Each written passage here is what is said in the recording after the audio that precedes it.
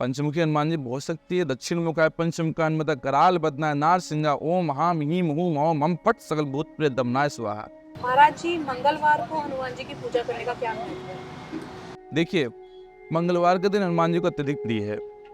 जिस प्रकार से हर एक दिन हर एक देवता के लिए बनाया गया है, उसी प्रकार से मंगलवार हनुमान जी के लिए है। और प्राय मैं हर व्यक्ति से कहता हूँ, जितने मेरे श्रोतागण, इतने मेरे भक्त लोग हैं, उनसे मैं कहता हूँ कि कोई एक दिन नहीं है परमात्मा के लिए, हर एक दिन भगवान का, और हर एक क्षण भगवान का है। हरि व्यापक सर्वत्र समान है। ऐसा नहीं कि भगवान यहाँ नहीं वहाँ नहीं, कोई स्पेसिफिक समय नहीं। आप डेली आके पूजा करिए, लेकिन ये है कि अगर आप डेली नहीं आ सकते तो मंगलवार वाले दिन आकर के आप अवश्य पूजा करिए। इसलिए एक दिन निर्धारित किया गया है कि अगर आप डेली नहीं पहुँच सकते तो एटलीस्ट एक दिन आकर के भगवान की पूजा अवश्य करिए।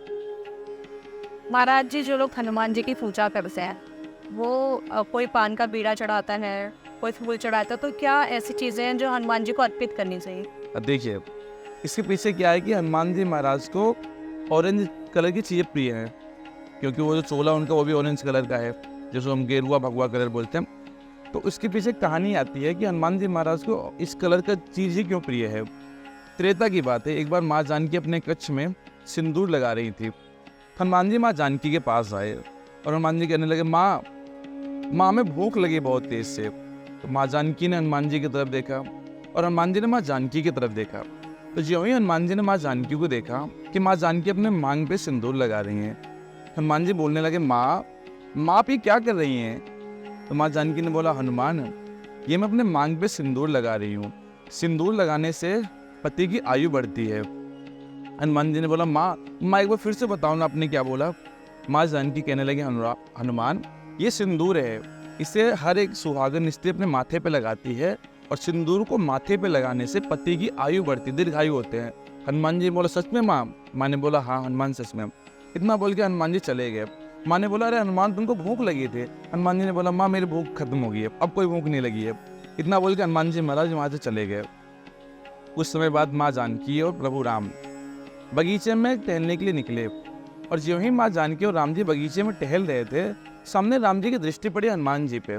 हनुमान जी महाराज बगीचे में ढेर सारा सिंदूर लेकर के अपने पूरे बदन पे लगा रहे थे। माँ जानकी देख के हंसने लगी। राम जी ने जो ही हनुमान जी को देखा, राम जी की आंखों में अश्रु आ गई। राम जी हनुमान जी के पास गए, हनुमान जी के भुजाओं को अपने हाथों से पकड़ा, बोला, हनुमान बेटा तुम ये क्या कर रहे हो? हनुमान जी बोलने लगे, प्रभु मैं माँ जानकी के पास गया था। माँ जानकी अपने माथे पे सिंदूर लगा रही थी। माता ने मुझे बताया कि माथे पे सिंदूर लगाने से आपकी आयु बढ़ेगी। तो मैंने सोचा कि अगर एक चुटकी सिंदूर लगाने से आप दीर्घायु हो जाओगे, तो क्यों ना मैं अपने पूरे बदन पे सिंदूर लगाऊं, और पूरे बदन पे सिंदूर लगाने से आप सदैव सदैव के लिए दीर्घायु हो जाओगे।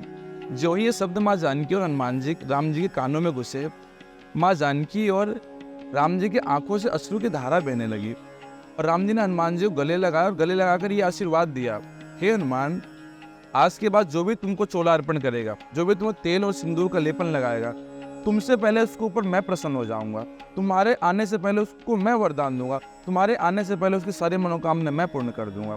तब से लेकर के आज तक हनुमान जी महाराज को जो भी व्यक्ति चोला अर्पण करता है, ना सिर्फ हनुमान जी प्रसन्न होते हैं, चोला अर्पण करने से माँ जानकी भी प्रसन्न होती हैं और स्वयं प्रभु राम भी प्रसन्न होते हैं। इसलिए हर एक सनातनी के हर एक जीव को हनुमान जी को चोला अवश्य अर्पण करना चाहिए। दूसरी बात, हनुमान जी महाराज को पान चढ़ाया जाता है। पान खाने के बाद लाल हो जाता है, आपने देखा, इसलिए वो लाल कलर की वजह से चढ़ाया जाता है। हनुमान जी को लाल दाल चढ़ाई जाती है, हनुमान जी को संतरे चढ़ाए जाते हैं, हनुमान जी को टमाटर चढ़ाया जाता है, हनुमान जी को चढ़ाया जाता है हनुमान जी को चढ़ाए जाते हैं चमेली का तेल, चोला, जनेऊ, इत्र। और हनुमान जी महाराज को अभी आजकल तक अनोखे भक्त हैं, वो लेकर आते हैं माचिस। डेली हर तीसरे दिन इतने सारे माचिस लाते हैं, कहते हैं गुरु की माचिस जलने के बाद लाल हो जाती है, तो डेली माचिस चला करके जाते हैं। वो उनकी भावना है उसके प्रति। तो आप भावना के साथ कुछ भी चढ़ा सकते हैं। एक दिन एक आए बाबूजी, वो 10 किलो टमाटर चढ़ा के चले गए। हमने कहा कि महंगाई चल रही है, टमाटर चाहिए हुए, तो आपने अच्छा किया टमाटर चढ़ा दिया। तो भावना के साथ भगवान को अर्पण करें, सब स्वीकार है। महाराज जी, ऐसा कहा जाता है कि हनुमान जी 7 चिरंजीवियों में से एक है और कलयुग में ये हनुमान जी हैं, तो कहाँ निवास कर रहे हैं? बिल्कुल, हनुमान जी महाराज कलयुग में है, और कलयुग में तब तक रहेंगे हनुमान जी महाराज जब तक प्रभु राम के नाम का गुणगान होता रहेगा, तब तक हनुमान जी महाराज यहाँ पे विराजमान रहेंगे। और अभी भी हमारे आसपास में हनुमान जी महाराज विराजमान है। इन दृष्टि से नहीं दिख रहे, अगर हम देखना चाहें तो हनुमान जी महाराज यही विराजमान है। तो हनुमान जी महाराज कलयुग में रहेंगे और हम सभी की सारी मनोकामनाओं को पूरा करेंगे, हम सभी के सारे कष्टों को दूर करेंगे और निरंतर हमारे ऊपर अपने आशीर्वाद और कृपा बनाए रखेंगे। महाराज जी आपने हमसे बात की, आपका बहुत बहुत धन्यवाद। आप सभी लोग हनुमान जी महाराज की पूजा करिए, आराधना करिए।